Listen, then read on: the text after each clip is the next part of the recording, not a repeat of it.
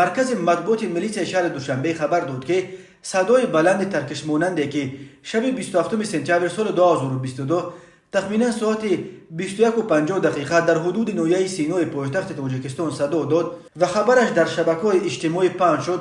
در اصل ترکش نبود.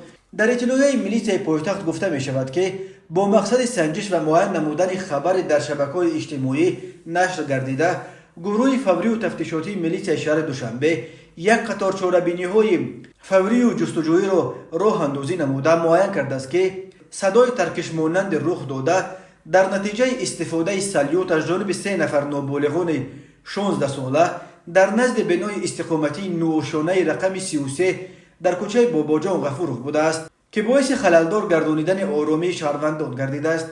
جهت به جوابگری جلب نمودن ویران کنندگان ترتیبات از جانب کارمندان میلیسیا سنجش جریان دارد.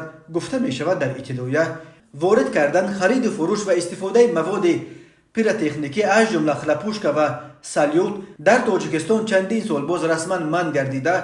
برای چنین اعمال جوابگری پیش بینی شده است.